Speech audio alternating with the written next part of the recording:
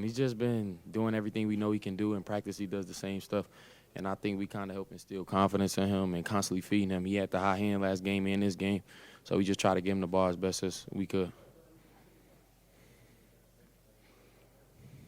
Jeremiah, what have you learned just in your first non-conference of playing college basketball? Through 13 games, what are the biggest takeaways so far? One of the biggest takeaways for me was just how well we came together. I think we did a great job of coming together and believing in each other. And we got this far, so why not just keep working and putting our head down and just keep trying to do what Coach telling us to do. And I know he want to put us all in the best position possible, so that helped us a lot.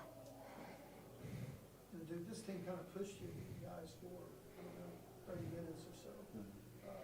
You guys got it, you really turned it on the last 10 minutes. What changed in that point? I think what changed was our defense. We went from guard man into going to zone, and, they gave them a different look. And, whenever switching up coverages and stuff like that, it can get the offense a little stagnated.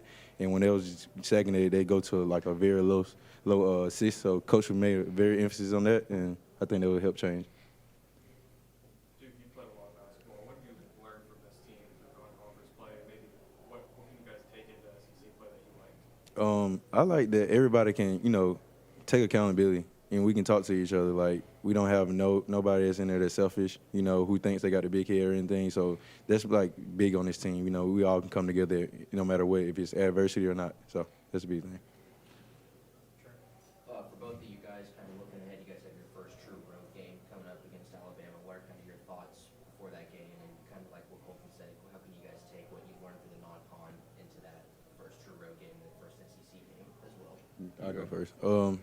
Like he said, I play a lot of college basketball, so I kind of approach every game the same. It don't matter who names on the jersey. We just got to go out there and play hard, no matter what it is. But, just going into a team, like Alabama, you just got to know you got to go in there and play hard and know that they're going to, might throw a punch, but we're going to throw a punch back. So, just following the scout report, and I think the coach will do a great job this week of trying to help us prepare for them, and we watch a lot of film to prepare for them as well. So just following the scout report the best of our ability and just coming in, remaining focused, and we know our goal, come out with a win. So. I'm curious what you guys think about, you go undefeated in the non-con. That's probably goal number one of this. How do you guys feel about that? That's a pretty good accomplishment. It's a great accomplishment. I mean, like you said, Coach said it haven't been done in a long time. So, it's a great accomplishment. But, when you're standing so high, like, a win still feel like, I'd rather, like, learn from a win than a loss. But, I standing so high, so we just ready for the next game. It feels great. Just being 13-0. I know my teammates will feel the same way. It feels amazing. And a lot of people didn't believe that we could be 13-0 right now, but we did. And like I said, it's just an incredible feeling. Duke, these last two games, not necessarily the same name recognition as Michigan, Arizona, Providence, some of those teams, but what have you learned from just playing teams that might be from mid-major, smaller teams at home? What are the biggest takeaways from these last two games? My takeaway is that, they going to overhelp. Most like, big time schools or, Power 5 schools, they're kind of bigger, so they don't have to be in gaps and stuff as much. So, just being simple is the easiest thing we can say, just coming in, just making a simple play and just, getting everybody involved is going to help the team win. I'll go right to questions. It's another game where you guys really just stay the course. They stay with you. They Yeah. get it going in the final 10 minutes. In this game, what do you think changed that you really opened things up? I think, to give them credit, they're very quick off the dribble. They're not the longest team, but they were very close to the ground. They had some 6 foot under guards who got really low to the ground. And sometimes when they get right into your legs, you kind of open up and they can go by you. They were going by us so much with that. Sometimes longer guys, you can bump them a little bit. They were so low to the ground and they go right at your legs. And then we got some fouls early. And then I thought it was a combination of them doing that and us not guarding the ball and being in plug as much as we should have been. We went to a zone, and you know how I feel about that. But I thought it changed the tempo of the game. I mean, they had scored like 5 in a row getting to the rim. And we called timeout, went to the zone, and I thought we slowed the tempo back up in terms of them they were moving it around the zone offense a lot instead of just coming down and striking you. So I thought, and we opened it back up and ended up winning by 22. But, you know, I had a respect for them watching them on tape. I watched them up 15 at Mississippi State. And I think Mississippi State's one of the best teams in the country. And they've gone to UCLA.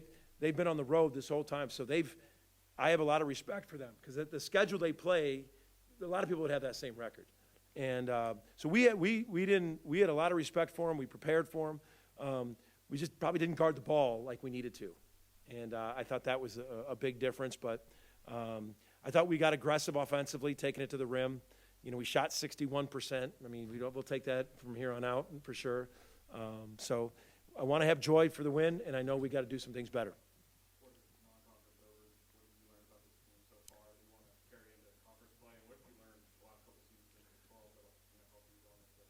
Well, I was on a national radio show the other day, and I was talking about, you know, when you're in the best league in the country by far, and I've been in that way the last couple of years, that it is like if you lose on the road, it's not the same. Like they always talk about these quad ones. You have another league that might lose a quad one that they're 68 on the road, and you might lose a quad one they're 3.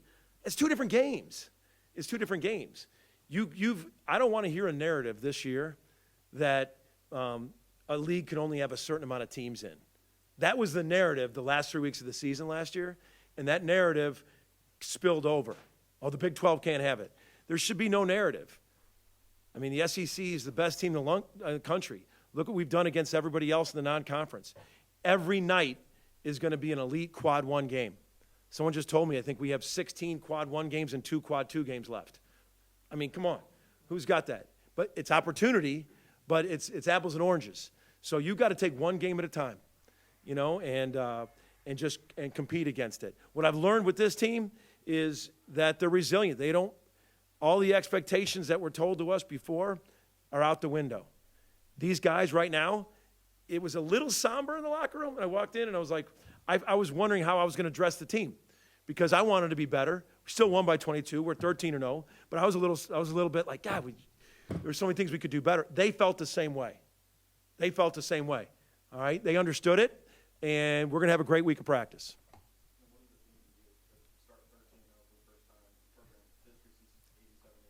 I'll be honest, and I'm not trying to, that doesn't matter. What matters to me is we've logged in 2 quad 1 games, 2 quad 2 games. We're getting better. We got great chemistry. We got great guys. We got a big ceiling to get better. We have another game that's borderlining to be a quad 2 game, so we're pulling for that team now. So we've got some resume builders in here, and that's what matters to me.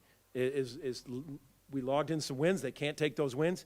Now we got an opportunity every single night in this unbelievable league. What's the balance? I mean, you look at the recent history of basketball. Anytime there's been a start like this, Final Four, Elite Eight. Not thinking about it. What's the balance, though? Just being excited about this start and not getting ahead of yourself. There is a balance. There's a balance about, you know, having some joy, having a locker room that you really like, that they're getting better, they're listening, they're not only buying in, they're believing in. So there's a balance of having joy, and there's a balance of knowing what lies ahead and what has to be done. And there's got to be a lot to be done. It's an unprecedented league. And I know it's Groundhog Day. I've said that to you all for 3 years in a row, and that has been. But now here we go again, and we're looking forward to it. We're really looking forward to it. It's a balance, but I love the balance of going in with this group because I know they're going to fight and get better.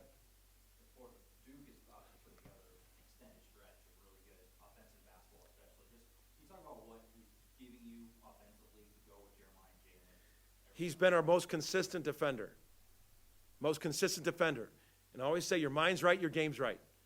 He's going out there, and he's ready to shoot. He's ready to take the dribble. He's passing when he has to. He's not forcing it. And he's just in a great headspace. And he's in great shape. He plays hard every possession. And he's just both ends. He's given us to us on both ends right now because he's our most consistent defender by far.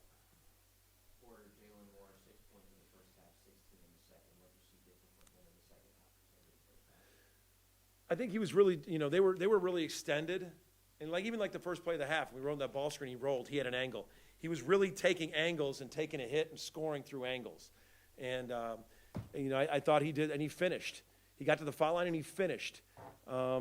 We ran a little action, got it at the pocket. Sam kicked it to one more. He had his feet set, knocked down his three. So offensively, I was pleased with Jalen.